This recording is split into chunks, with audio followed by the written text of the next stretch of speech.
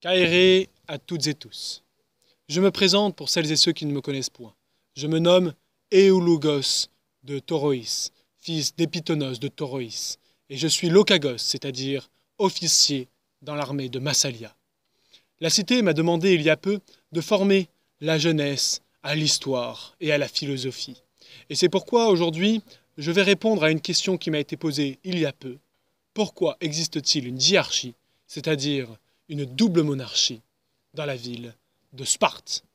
C'est un sujet fort intéressant, notamment parce qu'il nous permettra de comprendre comment cette cité est arrivée à être aussi glorieuse dans tant de batailles et à obtenir une telle renommée dans le fait militaire. Et pour ce faire, je vais revenir aux origines de cette cité. Alors, Sparte est située dans le sud-est du Péloponnèse. Vous savez, c'est cette grande bande de terre au sud de la Grèce. Or, dans les temps des premiers hommes, régnait en cette terre, qu'on nomme aujourd'hui la Laconie, un roi du nom de Lélex. Et cet homme eut un fils, Eurotas. Eurotas a fait de grandes choses pour la Laconie, et celle pour laquelle il est entré dans l'histoire, celle pour laquelle il est le plus fameux, c'est d'avoir drainé tous les marécages qui étaient présents dans les profondes vallées de la Laconie, créant ainsi un long fleuve qui aujourd'hui porte son nom. Mais Eurotas était malheureusement frappé d'une grande injustice pour un roi. Il n'avait point de fils, mais seulement une fille, du nom de Sparta. Et pour hériter de son territoire, il lui fallait un gendre à la hauteur de ses exploits. Et c'est ainsi qu'il maria Sparta à un homme du nom de Lacédémone, fils de Zeus, roi des dieux, qui s'était uni à une Pléiade du nom de Tégète.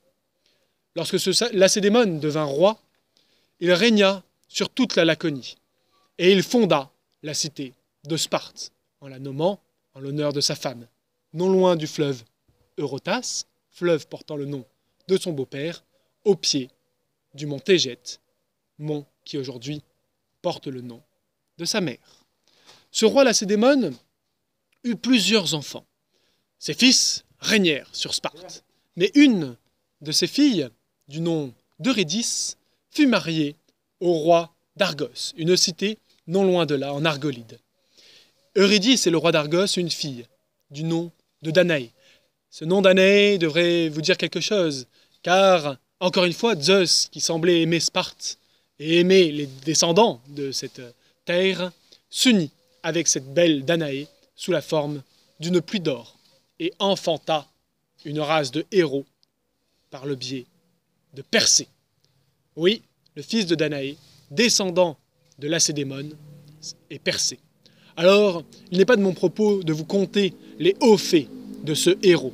Mais pendant ce temps des héros, car nous avons quitté à présent le temps des premiers hommes, dans ce temps de héros, eh bien, Persée revint, après de nombreux exploits, avec une femme du nom d'Andromède, et revint sur le trône d'Argos. Finalement, sa fille, Gorgophonée, se maria avec un de ses lointains cousins, roi de Sparte. Les deux dynasties, de Lacédémone et de Persée, étaient unies à nouveau. Et l'enfant de cette union n'est autre que le roi Pindare. Alors ce nom, je vous vois ici cligner des yeux, devrait vous dire quelque chose. Et c'est normal. Pindare, vous savez, c'est ce roi de Sparte qui fut maintenu sur son trône grâce à l'aide du héros Héraclès, lui-même fils de Zeus. Oui, Zeus n'est jamais très loin. Et c'est ainsi que Héraclès entre dans l'histoire de Sparte, en maintenant sur son trône son roi légitime, Pindare. Et ce Pindare avait une femme, du nom de Lida. Malheureusement, cette femme lui fut infidèle, mais pas avec n'importe qui. Encore une fois, avec Zeus, qui décidément semble beaucoup aimer Sparte. Alors, on ne sait pas vraiment comment elle s'est pris. Deux versions s'opposent. D'un côté, Zeus prit la forme d'un cygne et séduit ainsi la belle Lida. De l'autre, Zeus attendit que Pindare soit parti à la guerre pour prendre l'aspect de ce dernier et se mettre dans la couche de sa femme. Et c'est ainsi que Pindare et Lida, plus tard, eurent deux jumeaux, du nom de Castor et Clytemnestre. J'ai réussi à bien le prononcer. Mais en même temps qu'elle enfantait ces deux jumeaux, elle enfanta deux autres jumeaux issus de son union avec Zeus, Pollux et Hélène. Alors Castor et Pollux, les Dioscures, donc les fils de Pindare, les deux jumeaux légendaires, sont dans le panthéon spartiate. Ils ont d'abord régné sur Sparte, puis ils partirent à l'aventure. Là encore, je ne vous conterai pas leurs exploits. Ce qu'il faut retenir, c'est que, ainsi, ce sont les deux filles qui devaient hériter de la cité. Et ces deux dernières furent mariées à deux frères qui régnaient sur Argos. Car vous savez, les frères, comme Castor et Pollux, qui s'entendent et qui partagent tout, sont fort rares. Or, pour éviter que la guerre n'éclate à Argos, il fallait que Agamemnon, le frère aîné, règne seul, tandis que son frère, Ménélas, parte. Mais il ne doit pas partir sans rien avoir. Et c'est ainsi que Clytemnestre fut marié à Agamemnon et quitta Sparte, tandis que Ménélas quitta Argos et vint à Sparte et épousa Hélène, dont on nous dit qu'elle était la plus belle femme que la terre n'ait jamais portée. La suite de l'histoire, vous la connaissez. Hélène et Ménélas eurent une fille du nom de Hermione. Et cette Hermione, cette belle Hermione, fut mariée à son cousin, fils d'Agamemnon et de Clytemnestre, Oreste. Mais peu après ces faits, la belle Hélène fut enlevée par un jeune prince troyen du nom de Paris et déclencha un cataclysme qui bouleversa la Grèce et la plongea dans la guerre la plus terrible qu'elle n'a jamais connue, la guerre de Ilion, que vous appelez, je crois, en ces terres galliques, la guerre de Troie. Alors, encore une fois, ce n'est point mon sujet. Sachez juste qu'au retour de cette expédition, Agamemnon fut plongé dans de sombres affaires familiales. Il fut lui-même assassiné par sa femme et l'amant de sa femme. Et finalement, Oreste, qui régnait à Sparte, puisqu'il avait épousé la belle Hermione, vint venger son père, mais lui aussi fut frappé de malédiction, car pour ce faire, il dut assassiner sa femme. Alors, sachez juste que Oreste et Hermione, entre-temps, avaient eu des enfants. Une partie de ses descendants régna encore pendant longtemps sur Sparte. Mais après cet âge de héros, nous ne nous souvenons plus très bien de cette dynastie. Sachez juste une chose, c'est qu'une autre partie de sa descendance finit par s'unir aux Héraclides. Alors les Héraclides, c'est simple. Ce sont tous les enfants et descendants d'Héraclès qui furent chassés après la mort du grand héros et son apothéose sur le mont Olympe. Ils furent chassés du Péloponnèse par Eurysthée et par la fureur de Héra. Ces descendants se réfugièrent au nord-ouest de la Grèce, dans les territoires illyriens du roi Boréas. Ce dernier avait été maintenu autrefois sur son trône par Héraclès, et pour l'en remercier, fit de Ilos, fils d'Héraclès, son héritier. Et c'est ainsi que les Héraclides, les descendants des Perséides, les descendants du demi-dieu Lacédémone, s'unirent et formèrent ce que nous, aujourd'hui, nous appelons les Doriens. Alors, pendant cette période obscure, ces Héraclides vinrent reconquérir la terre de leurs ancêtres, le Péloponnèse. Ils débarquèrent ainsi par le nord, mais au moment d'attaquer le Péloponnèse, un de ses descendants, Aristodème, fut foudroyé par la foudre pour une affaire de crime de devin assez obscure. Toute chose étant, Aristodème devait hériter de la Laconie, car il était descendant des Héraclides, descendant des Perséides et descendant de Lacédémone via Oreste. C'était, je crois, l'arrière-petit-fils de Oreste. Ce dernier, mort, ses deux fils devaient hériter. Mais voilà que ces deux fils étaient deux jumeaux, et il n'y avait point d'aîné. Chose fort embêtante pour savoir qui devait régner. Eh oui, miracle de la nature, les deux jumeaux, les deux enfants d'Aristodème, ces derniers s'appelaient Eurysténès et Proclès, étaient nés en même temps. C'est ainsi qu'ils décidèrent de tout se partager. Et lorsqu'ils reconquérirent la Laconie face à leurs lointains cousins, descendants eux aussi d'Oreste, eh bien, ils décidèrent de se partager le territoire. Chacun d'eux eurent un fils. Eurysthenes eut un fils du nom de Agis, et Proclès eut un fils de nom d'Eurupon. Or, ces deux fils auraient pu se faire la guerre pour obtenir la primauté, l'hégémonie sur la Laconie.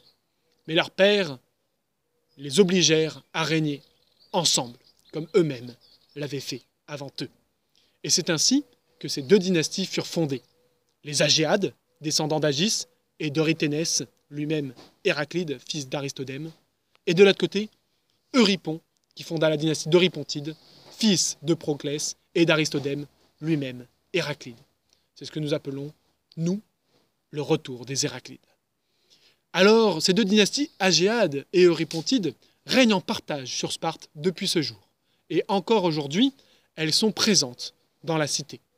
Toutefois, à l'âge obscur disparaissant, au début des temps archaïques, la belle cité de Sparte se dota d'une magnifique constitution, offerte par un descendant d'Héraclès, Lycurgue. Lycurgue avait réussi à construire une constitution permettant un équilibre entre les deux dynasties régnantes, mais aussi l'aristocratie, descendante, elle aussi, des Doriens et des Héraclides, et la population. C'était une constitution fortement tournée vers la guerre, et surtout qui avait un avantage. Elle maintenait la paix sociale et la paix entre les deux dynasties, qui avaient interdiction de se marier entre elles et de se faire la guerre. Ce faisant, la cité de Sparte était armée et prête, grâce à son union, à faire la guerre à ses voisins. Et notamment, elle le fit en attaquant la Messénie, une de ses voisines, qui est au sud-ouest du Péloponnèse. Après une première guerre qui fut terrible et qui dura 19 ans, eh bien, les Spartiates finirent par l'emporter. Mais la guerre, à l'époque, était essentiellement faite de raids et d'exploits individuels. Peu de temps après, une deuxième guerre éclata. Les Messéniens, les petits-enfants des Messéniens, qui ne supportaient pas la domination des Spartiates, décidèrent de se soulever avec l'aide de la puissante cité d'Argos et les écrasèrent, les Spartiates, à la bataille d'Isaïe, grâce à une nouvelle formation de guerre, la phalange hoplitique, dont nous avons déjà parlé, il me semble. Les Spartiates apprirent vite. Eh oui, grâce à un poète du nom de Tyrté qui les poussa à la vaillance martiale, ils adoptèrent le modèle militaire de leur adversaire et en devinrent les parangons, c'est-à-dire, eh bien, les meilleurs champions. Ce sont eux qui ont poussé au plus loin ce modèle militaire qui est la phalange hoplitique et qui tournèrent toutes les décisions de leur cité, toutes les lois de leur cité pour former des hoplites vaillants pour la défendre, menés par leurs deux dynasties. Et c'est ainsi qu'ils l'emportèrent sur leurs voisins messéniens durant cette deuxième guerre. Et cette fois-ci, ils les asservirent complètement et en firent ce que nous appelons aujourd'hui des zelotes. Alors, que retenir de tout cela? Tout d'abord, Sparte est une grande cité militaire et elle puise sa force de cette dynastie descendant d'Héraclès, de Persée, de Lacédémone et par ces trois hommes, du roi des dieux, Zeus. De l'autre, elle maintint son équilibre politique grâce à un équilibre des pouvoirs entre deux dynasties qui règnent à part égale, cette fameuse diarchie. Chacun des rois, généralement, ont des fonctions, et ça se vérifie à travers toute l'histoire de ce peuple. Généralement, les Agéades, les descendants d'Agis, sont portés vers l'extérieur, vers la colonisation, vers la guerre, vers la politique donc externe à la cité.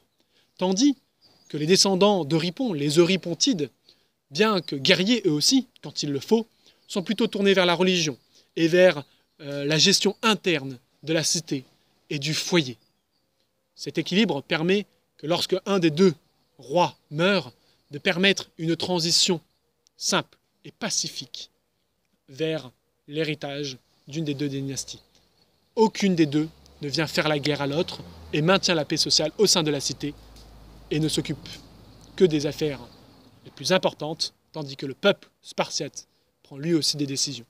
Alors je ne vais pas vous parler ici du modèle spartiate, j'y reviendrai très bientôt, mais sachez enfin que cette belle cité de Sparte est une cité guerrière par excellence, car sa paix intérieure lui a permis de conquérir sa voisine, la Messénie, et donc d'avoir un territoire suffisant pour armer un grand nombre d'hoplites. Et c'est pourquoi elle domine depuis ce temps les champs de bataille.